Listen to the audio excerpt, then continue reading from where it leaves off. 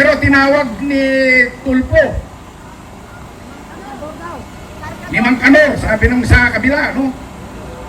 Na basurero daw at kargadores.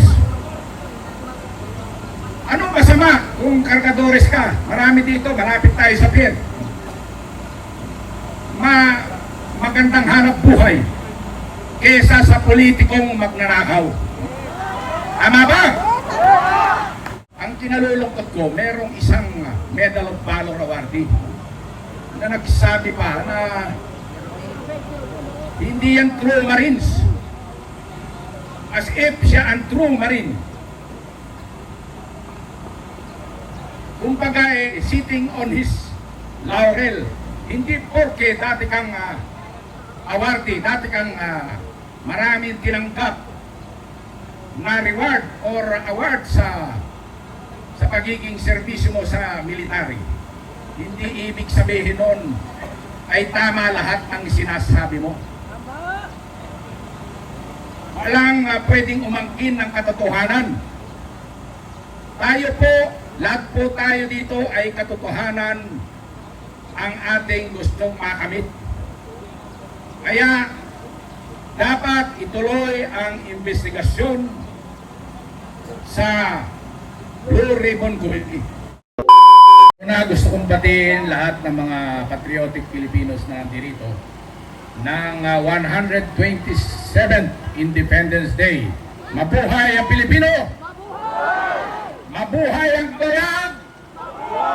Mabuhay ang Pilipinas!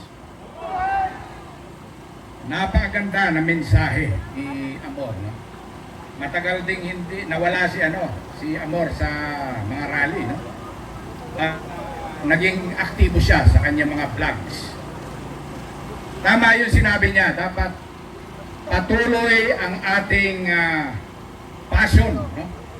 Hindi dapat tayo nananamlay, nawawalan ng loob dahil talagang walang madali sa ginagawa natin. Mahirap to. Parang parang digmaan, no? Ako, matagal ko sa service. Tipo, at meron pa akong 9 years na public service. Pero patuloy pa rin kahit nag-retire na, nandito pa rin. At pinaglalaban ba natin? Marami nang nagsabi. And even ang message ng ating Supreme Court Justice, si Chief Justice Gesmundo, na nagsalita nitong umaga sa Cavite. Alam mo ang mensahe niya?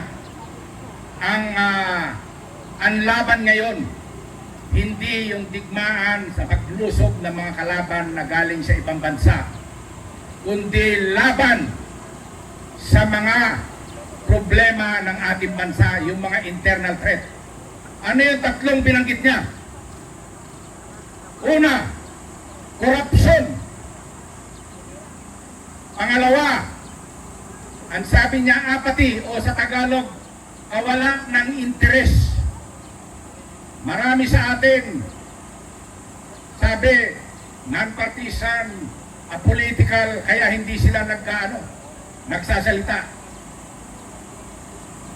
Corruption, kawalan ng interes. Meron pa siyang pangatlo na sinabi. Medyo alam mo, pag umiidad, medyo nalilimutan na no? Pero, uunahin ko muna, maalala kayong pangatlong binanggit niya, no? Bakit? Unang-una niyang binanggit, corruption. Dahil nakita niya ang kawalang-hian ng gobyernong ito. Nakita niya na maraming complaints na dumarating sa Supreme Court, kaliwat kanan, yung budget na kini-question ng taong bayan. Matindi ang pagnanakaw. Alam niya yan. Dahil pating sa Supreme Court yung mga reklamo. Yung kawalang interest. Marami sa atin.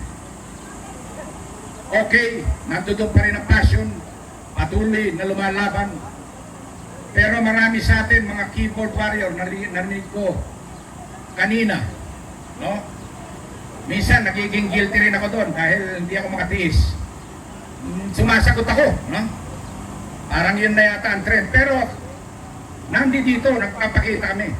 Sabi ng mga anak ko nga, yung asawa ko, ano na, retired na, bakit ka pa nandiyan dyan? Tama rin naman, no?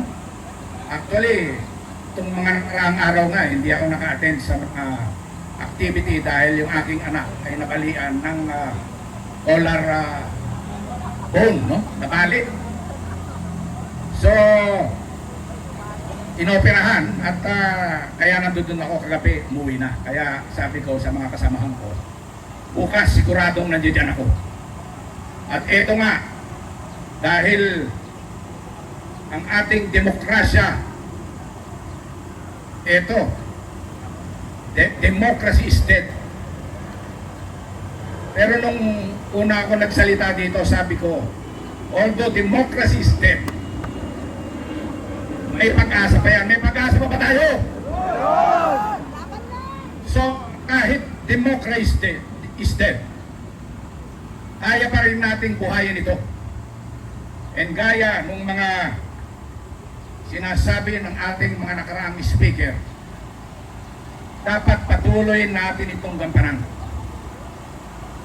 Kahit na dinidemolish nila yung mga nagsasabi ng katotohanan, dapat hindi mawalan ng loob ang ating mga witnesses, yung ating Brave 18 na magkakaroon pa ng additional Brave 14 at additional na Brave 7.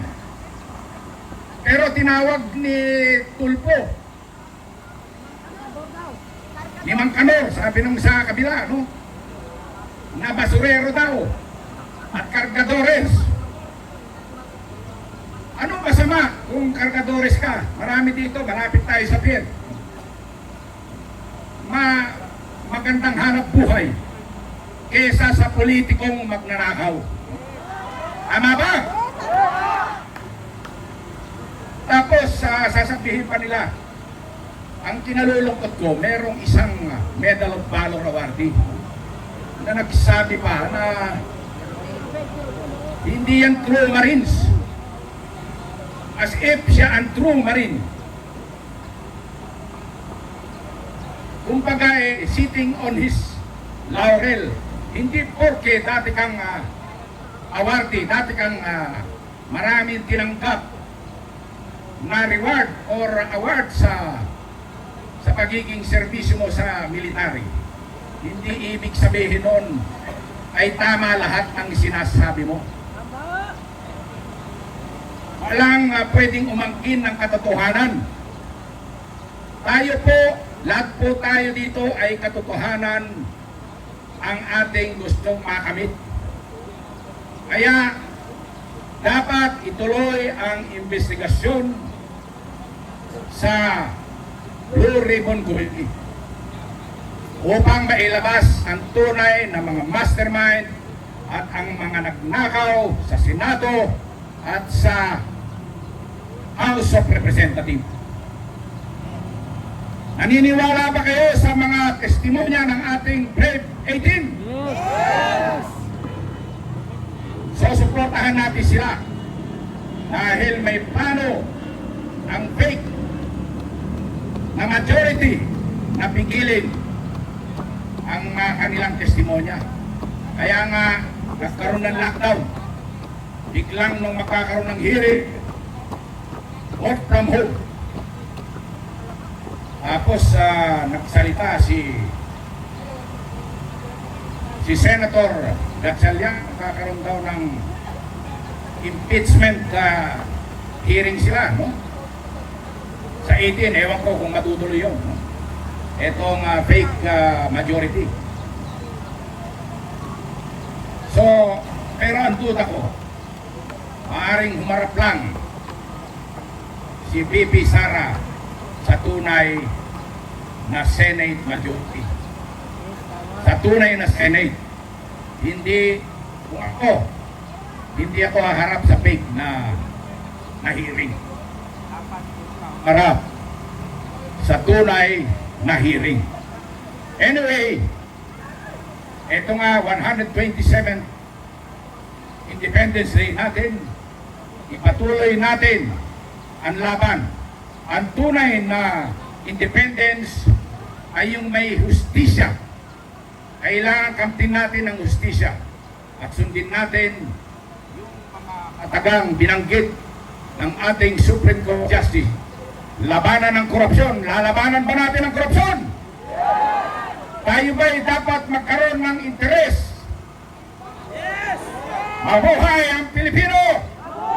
Mabuhay ang Pilipinas! Mabuhay ang ating kalayaan!